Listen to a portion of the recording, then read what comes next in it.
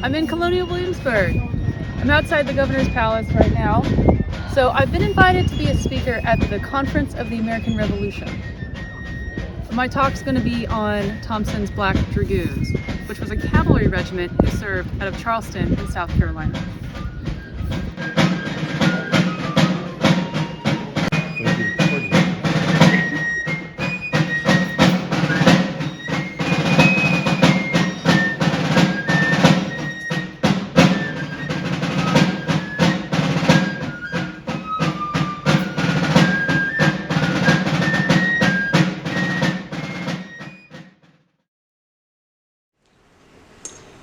But we've been fortunate over the years to have corralled some excellent speakers in this time slot. As many of you know, we've had some excellent emerging scholars, really, really good. This year is no exception. As many of you know, this is an invitational conference. All speakers are invited. Ed Langle or myself decide who gets to present at this conference. And speakers are vetted in advance by either Ed or myself to ensure that the speaker can give an engaging presentation on an interesting and primarily military topic. And I think that's one of the reasons why we are the premier conference on the American Revolution. So our emerging scholar this year is Caitlin Ferguson. Caitlin is a master's degree student in applied history at Shippensburg University in Pennsylvania. Caitlin focuses on horsemanship and the military. Am I okay to say horsemanship? Yeah, horsemanship is actually the perfect word. Okay, I don't want to say horse-personship. Who knows, you know? All right. And she specifically covers the cavalry. Now, uncovering hidden aspects of the American Revolution is her passion, along with horsemanship. With a lifetime of riding and training horses, she also studies equine psychology. To further her research, she does experimental archaeology with her horses, training her horses with 18th century manuals. Please give a warm welcome and huzzah to Caitlin Ferguson, our emerging scholar.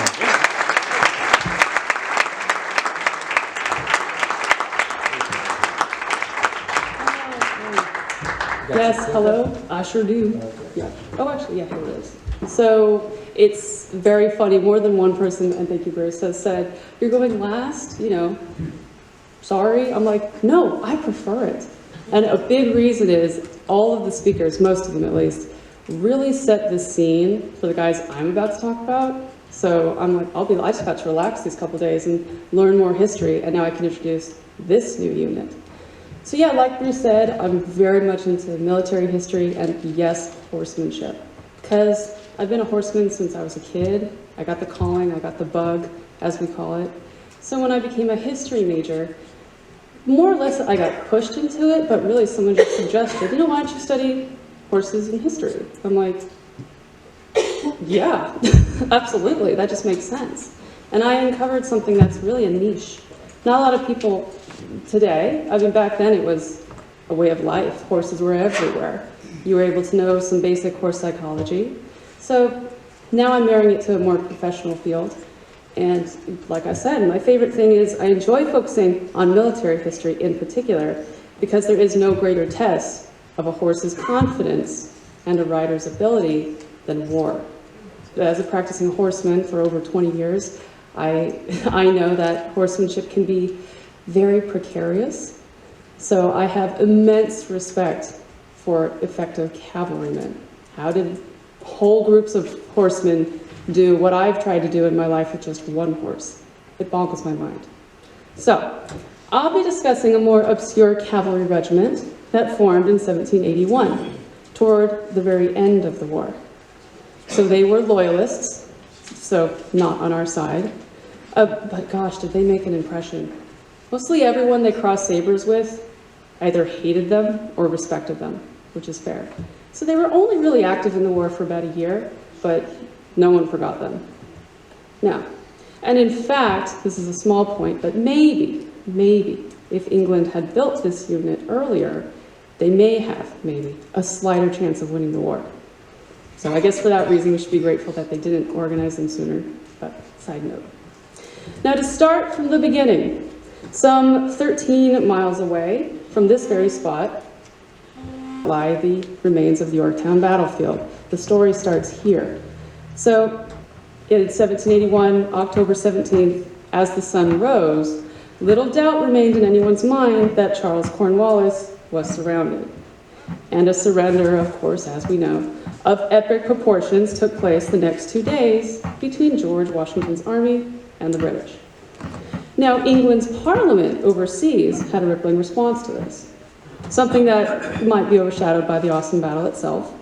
One result, of course, was England's Prime Minister, Lord North, who had been a great enabler of the war, famously exclaimed, "Oh God, it is all over." However, if we're completely honest, no one truly believed that just yet, except him. England would have a few more tricks up her sleeve, and one of them was to form a dragoon unit that would have a few more tricks. So hopefully it was one that could maybe preserve their cities a little bit better, like New York, for instance. Well, the formation of this unit and its history were singularly unique in the American Revolution in Charleston, because they were a large group of horsemen who were, as we would say today, multi-ethnic, and led by officers who were likewise of mixed races. Now, of course, this does not come as a surprise. Of course, the war was a multi-ethnic one. So, as with most units, they were very integrated, along with American Indian allies in this war, and with many, many different soldiers volunteering to serve both the Patriot and British cause. This doesn't come as a surprise. But for the purpose of this study, I'm going to focus on this one unique cavalry regiment who fought for Britain. And also unique about this dragoon regiment, known as the King's American Dragoons, is that their formation was solicited in England rather than going through the normal chain of command which took place in America. And I'll elaborate more on that later. Now, to quickly clarify, dragoons were a type of cavalry that evolved around the time firearms became dominant weapons in Europe around the 1500s. They were trained in firearms and could therefore dismount to act off of horseback, and once firearms evolved, they could then fire from horseback as well. On the battlefield, they could more or less do whatever was required of them. By the 18th century, they could do most things, particularly what's called light cavalry work, which was spying and reconnaissance. So, in short, the King's American Dragoons, they were a cavalry regiment that was solicited in England, formed or meant to serve in New York, and accidentally started in Charleston, South Carolina. So this gets interesting. The Dragoons formed as a direct result of the British defeat at Yorktown, and on top of everything, they were led by a man who would become an international celebrity after the war, named Benjamin Thompson. And I'll elaborate more on him in a minute. So, the question to be asked, of course, why this regiment? Why are they important?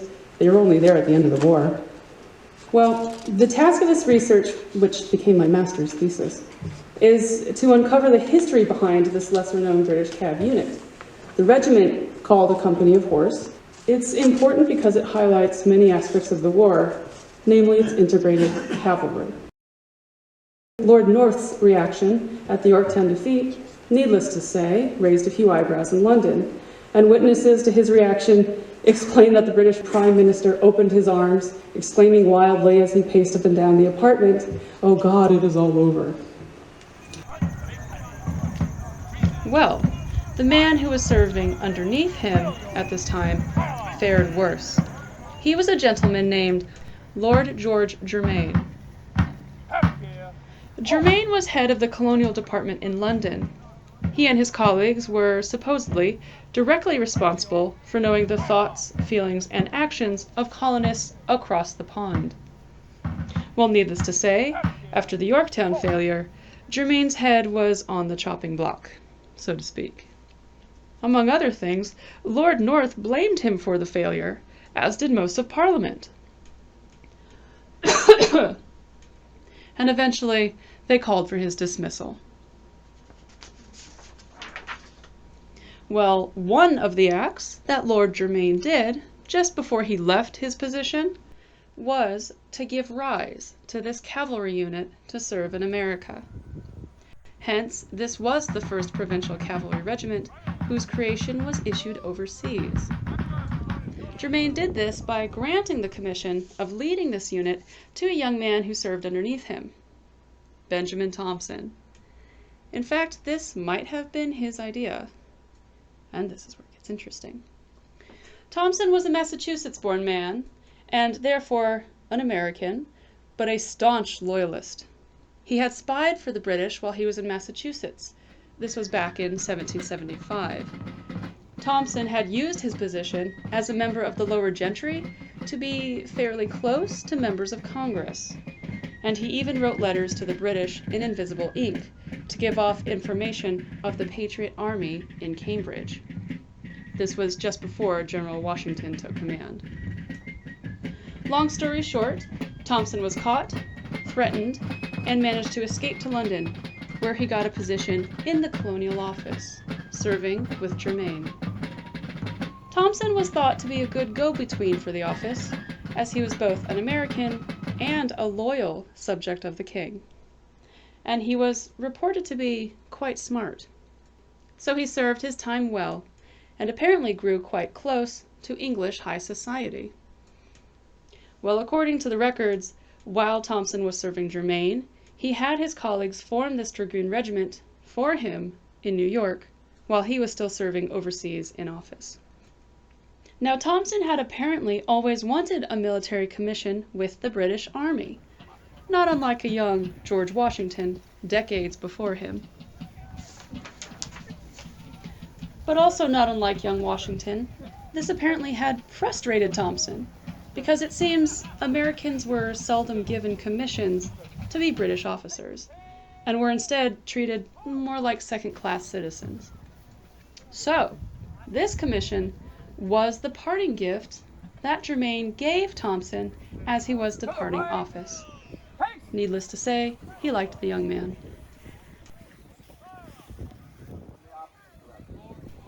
Well, as Germain was retiring, the next step for Thompson was to sail to the States, do his military duty, and evaluate his horsemen waiting for him. North America was fraught with danger at this point. It was a tremendous battlefield. It promised the British less chance of victory than before, with the Patriots having French allies, along with their American Indian allies, who could easily take out cavalry, more or less. And of course, backcountry vigilantes like Francis Marion, while all of them could potentially crush Thompson's cavalry. So, Thompson had to know what he was doing and what he was getting into. Thompson was ordered to go to New York, where his horse units were waiting for him. And before he headed off from London, Thompson had to gather materials for his new regiment. This is where the story gets a little famous, because he supposedly ordered very fine red uniforms for his troopers, supposedly unlike anything else the provincials were wearing. As well, Thompson ordered an assortment of firearms and sabers. Once all was in order, Thompson set sail in December 1781. He set sail on board the HMS Rotterdam, and he was accompanied by some enlisted men as well. It is noted that with Thompson came a handful of enlistees that he recruited, such as McQueen Bissett, the regimental armorer, also 4 trumpeters, all recruited by Thompson that September, Daniel Green, Richard Stanley, John Frederick, and William Higginson. Each was a man who formerly was a slave, and each was headed for South Carolina. So, the voyage was planned to stop at Charleston in South Carolina first and get resupplied before heading onward to New York. This was the first time, and it would be the last time, Thompson was heading back to the land of his birth, after he was chased out by Patriots for being a spy. Now he was coming back as a provincial British officer. Well, en route, the weather made a turn for the worse.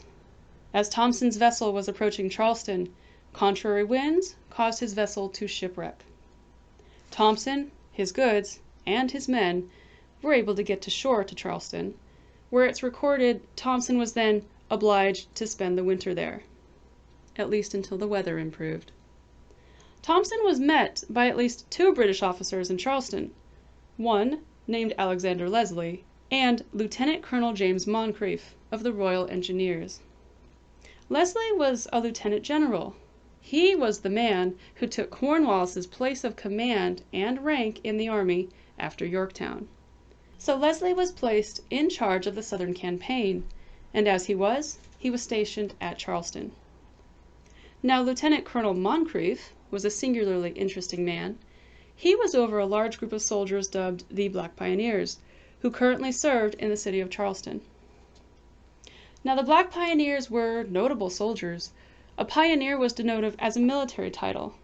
It meant a soldier whose main task was manual labor, to provide engineering duties in camp and in combat. Across the states, continental people who were slaves became self-liberated by running away. This included indentured servants of various ethnicities, of course, especially when Britain, wanting to undermine the enemy, offered only Patriot-owned people who were slaves freedom in exchange for fleeing. Many of these men made for good soldiers. Some made very brave, noteworthy horsemen. In fact, for people of different ethnicities to be such elite athletes as horsemen, especially in the South, should never be a surprise. Based on my research, it would seem horse riding, training, and breeding, well, it seemed, usually understood in the States in the 18th century, that anyone with smarts, strength, and agility enough to do horsemanship could do it. And in the 18th century, it was easily a black man's game, free or enslaved. Contrary to contemporary belief, this sport was rarely prohibited by a person's skin color, even if his status was legally low if he was enslaved. In fact, it was many people who were enslaved that ruled the equestrian world of 18th century America. Well, with Thompson stuck in South Carolina, he wanted a command. He needed one. He was greeted by a distraught General Leslie, who was struggling to keep the city happy and in British hands with his ragtag team of Loyalist militia dragoons. It's recorded that these dragoons were the only great force Leslie had.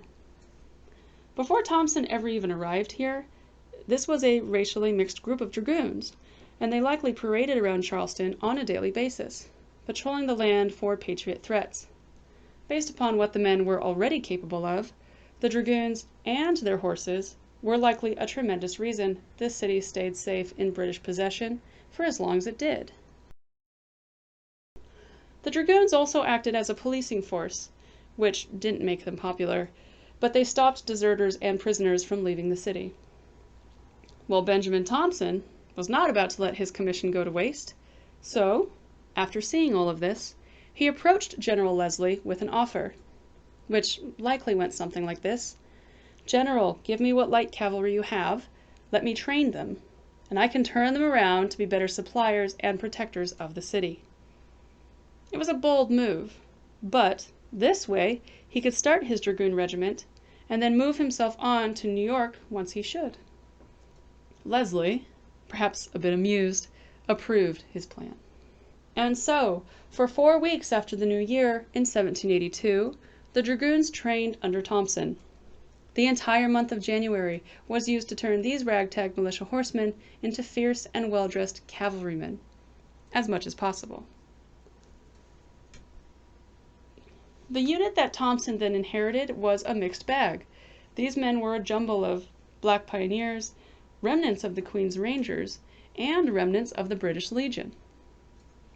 Thompson recorded them in a letter that he wrote to his former boss, Lord Germain, as being 2 strong troops of mounted militia and a sepoy troop, aux gens de coulée, as he called them, that will act with us occasionally. On January 11th, Thompson wrote that his corps had grown somewhat and now consisted of 5 troops of provincial cavalry, which would soon be augmented and made stronger with further training. An analysis of what tactics Thompson likely utilized can be speculated, especially by modern scholars and horsemen. For while 4 weeks may not seem like a lot of time to train horses and their riders, it actually is. And that is all the time it took for this regiment to yield prolific results. So Thompson led the troops in drills, often twice a day. By maneuvering them twice a day, Thompson and his officers quickly brought them and their horses into a state of armed proficiency. Exploring what else it took to prepare their mounts for battle is a study of mine. As a horseman, I like to know the equine psychology behind this, and we can understand, more or less, just how they trained their horses to firearms and sabers. Because lest we forget, horses are prey animals. They have the largest eyes of any land animal. They are perfectly designed to see all danger and run from it. But they are also precocious, which means they can learn anything, more or less, and they can be taught to become very brave. So this was usually done within these daily drills, and the horsemen often exposed their horses as often as possible to fire and gunshot. The dragoons doubtless also furthered their riding skills each day, enabling them to communicate with their mounts more effectively. Often, exposure and consistency is the best teacher, especially for horses. So the men likely spent day in and day out with them, teaching them to be confident and as reliable four-legged soldiers as possible. A horse's cooperation, after all, was a matter of life and death, especially as far as these riders were concerned. That being said, as it was, horses usually, not always, but usually, do learn things rather quickly. And with Thompson's new structure, it seems that both the horses and men got a fierce education. And so, equipped by early January 1782, Thompson's dragoons drilled on and on under their commander's instructions. For Thompson, choosing to remain in Charleston proved a fine idea.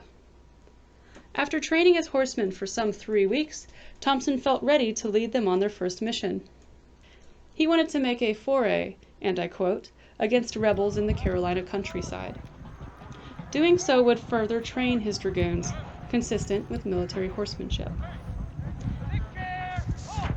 So one principal object they were going to do was gather supplies, and likely steal goods for the army and the citizens in the city. Thompson admitted that he planned to practice the cavalry in marching in regular order in the enemy's country, and to accustom them to act with the mounted militia. And so, they embarked on their journey on January 23rd. With Thompson in the lead, his cavalry rode out of town, likely sporting their weapons and fancy red uniforms. There were over 60 horsemen in total, forming a long column of riders. His unit of black dragoons were carefully positioned in the rear of this column. They were being led by their own officers, 2 gentlemen whose names, or last names, were Smart and March. They doubtless looked admirable and terrifying, as cavalrymen do, all at once while they wore their red uniforms, sported their sabers, and poised themselves ready to demonstrate deadly new skills on horseback. The black dragoons participated in the operation, somewhat protected from immediate assaults should they face the enemy. But regarding cavalry formations, as they formed the rear guard of Thompson's main force, they were placed in one of the most important positions. Their placement meant they were assigned to protect the force against a rear guard attack, which was fairly likely based upon the guerrilla warfare at this time, common in the war. Also, the black dragoons could cover the main force if the unit was either advancing or retreating, which offered a sort of skirmish screen, with critical support for melees. This showed that Thompson and his officers had a distinguished trust in these men. As they rode into the South Carolina countryside, Thompson's cavalry surprised an American party of rebel militiamen. The dragoons killed 2 rebels and captured 3. This is where it starts. Later that same day, the dragoons dispersed a second rebel force. With this attack, the riders captured another 5 prisoners. At this time, they also gathered 3 wagon loads of forage and some livestock. In response to this, Thompson praised all of his men for their performance, not distinguishing between whites or blacks, militia or provincials. The next few days proceeded with relative success. As the foray continued, Thompson's forces, at one point, came across more rebel enemies. They stumbled upon a Patriot outpost of 5 men. The King's American Dragoons quickly overpowered them. Patriots that were not killed were captured, while Thompson's men lost nothing and no one. During this incursion into Patriot territory, Captain Smart took command of the Black Dragoons, and it was Smart who often commanded the unit during their official maneuvers. The January raids were for Thompson a complete success. They purloined goods, which the inhabitants of Charleston needed, and returned to the city with a large supply of forage and livestock for the undersupplied Loyalists. In the eyes of everyone, the expedition proved the worthiness of the Black Dragoons as soldiers. And the entire unit of the Dragoons had by then gained invaluable combat experience within a month of their initial formation. When they returned to Charleston, the entire city rejoiced.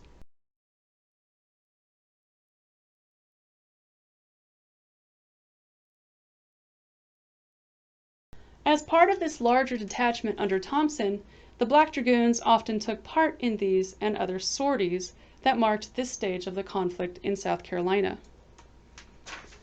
Out on their own, the Black Dragoons were mostly a large raiding party and continued doing whatever work was needed of them. They were a formidable foe. Both Continental Cavalry and infantry had to fear them, meaning the Patriots, but also even simple Patriot partisans who roamed the Low Country had to be careful. Their biggest actions had only just begun. The very next month, Thompson and his troopers engaged in more serious maneuvers. The Dragoons' cavalry training was ultimately put to the test in February of 1782. His troopers engaged in various raids and 2 vicious battles. As they struck out from the city, again, Thompson led his cavalry into the countryside, bringing some supporting infantry. On the 24th, the cavalry easily outpaced this unit of accompanying foot soldiers, as was often the case with cavalry. The horsemen caught up with an enemy force of some 500 South Carolina state troops. These were the Patriots. Upon seeing this force, Thompson gave orders for his cavalry to charge. All their saber training, both horse and riders, would at last be put to their intended use. Immediately, while the Dragoons were brandishing their sabers and charging, the Patriots struggled to manage their firearms. A gruesome melee broke out. Based on reports of this battle, Thompson's men quickly gained the upper hand and drove the Patriots back across Wamba Bridge. A post from the Royal Gazette, some 3 days later, describes how the Americans fared. The enemy, meaning the Patriots, fired their pistols, broke in confusion, and were pursued with great slaughter. Thompson's loss, on the other hand, was yet again a mere 1 man wounded. Now, to make a side note here, this incident brilliantly illustrates that type of cavalry fighting that ended up winning battles in the American Revolution. Because what the Dragoons just did here for the British was a form of heavy cavalry fighting. Now, there were 2, maybe 3 types of cavalry fighting in history: light, medium, and heavy. To keep it simple, heavy cavalry was usually done in ancient times, in Europe for instance, when both men and horses were covered in armor and yielded heavy weapons to provide a shock force for a frontal or side attack against an enemy army. So this style of fighting was almost never used in America, at least early on in the war. It was thought to be foolish. Washington, very early on in the war, thought it wouldn't be of much use. We don't have, or at least on the coast don't have, large open battlefields where this can happen, more or less. Or so Washington thought. For the Patriots, it wasn't until men like William Washington, George Washington's cousin, or Light Horse Harry Lee, and other cavalry masters learned and adopted this charge-in assault-type fighting that we started winning battles with the cavalry. The Battle of Cowpens, all the way to the great victory at Gloucester Point, were won this way. Casimir Pulaski even saved Washington's life this way during the Battle of Brandywine. This charge-in, shock and surprise tactic was, or could be, a very effective move. Therefore, we think it took Europeans to teach us this, because patriots only really started doing these shock attack methods when men like Casimir Pulaski and Kovacs or Duc de Lezon, famous cavalry masters, were on the scene, bringing their cavalry knowledge with them over from the Old World. Well, that being said, Thompson knew a thing or two. Maybe he had learned this move while studying overseas, or maybe he had common sense. We knew that when he gave orders to attack the Carolinians, his men were going to win, and they did. Well, another victory was underway for the Dragoons on the property belonging to a farmer named Tidyman, where they again crossed sabers with the enemy. So the following day, Thompson marched his cavalry toward Tidyman's plantation, some 2 miles from the previous day's battle. Written by a Loyalist who witnessed the event, the actions are recorded as follows. On seeing the enemy, Colonel Thompson sounded a charge and dashed forwards, yet again. Marion's Marquis, which they had captured, refreshed our soldiers. Colonel Thompson marched back, driving the cattle, they had also captured cattle, etc. The admirable conduct of the officer who commanded them can only be equaled by the spirit with which his orders were executed. Francis Marion, the Swamp Fox himself, had fallen victim to the Dragoons' surprisingly effective cavalry work. Yet again, Thompson's loss was just 1 militiaman wounded, whereas Marion lost both his tent and personal stash of rum. The citizens of Charleston celebrated the Dragoons. The horsemen had gotten goods for both their horses and the people of the city. Well, the horsemen doubtless spent their evening of victory downing the Swamp Fox's rum. Thompson and his Dragoons achieved with only a month of training both horse and riders what cavalry masters across history had hoped to do.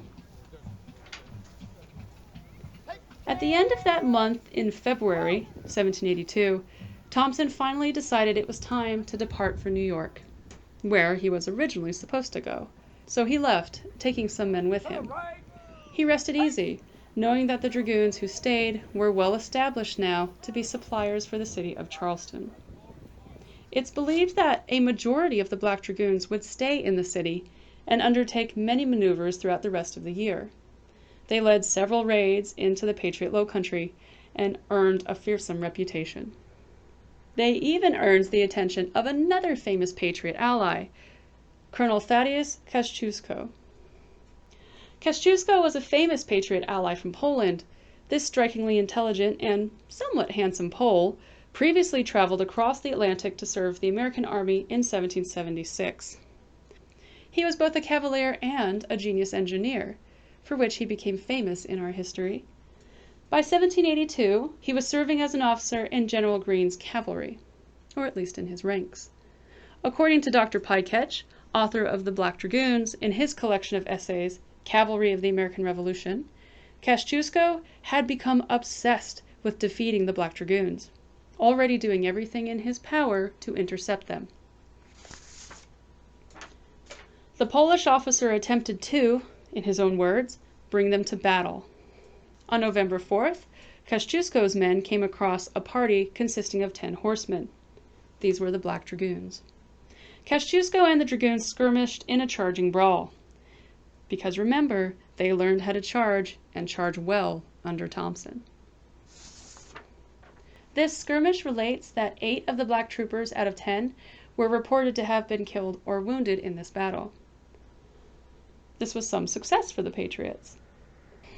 There are not a lot of more details about this, pending further discovery, except that Dr. Pyketch explains that the outcome of this battle was not entirely in Kosciuszko's favor. There were still many Black Dragoons in action. Apparently they remained incredibly elusive around this and any altercations. There were still many Black Dragoons in action. It's reported that there were anywhere between 20 and 60 of these men. Apparently, they remained incredibly elusive around any of Kosciuszko's altercations. The fact that they were at this point such dexterous and tactile horsemen doubtless was a reason for this. As Kosciuszko explained in his own hand, in broken English, to General Greene on November 29th, the Black Dragoons sometimes come up to the country for forage, but it cannot be known well what road they will take. They vary their roads, and this sometimes by night, sometimes in the day, sometimes by footpaths, sometimes by the broad road, and sometimes through the woods. Clearly, the officers of the Black Dragoons had acquired a thorough knowledge of the region and how to defeat the enemy, frustrating Kosciuszko to no end, while successfully carrying out their own missions. Well, finally, the Dragoons' action in the war came to a conclusion with the unavoidable evacuation of Charleston on December 14, 1782, as Britain was losing the war. The horsemen decided to submit to the authority under King George III rather than American domination, and they promptly left. They would spend their days, sometimes as cavalrymen, serving in the Caribbean. Actually, their leading officer, Lieutenant Colonel Moncrief, he did everything in his power to ensure that every horseman got out safe. Dr. Gary Selleck, author of Black Men, Red Coats, states that no other unit of black men had been so well armed, trained, and prepared for combat as the Dragoons were under Thompson. At this point, the men of the Black Dragoons had attained a position higher than any other black unit achieved in South Carolina during the entire Revolutionary War. There is something to be said about where good horsemanship and skills with a saber, along with a lot of bravery, could get you somewhere in the armies of the 18th century Western world. The Dragoons settled their days no longer in lives of servitude, but as horsemen of the empire. Thank you very much for coming. That concludes the 10th Annual Conference on the American Revolution. Woohoo!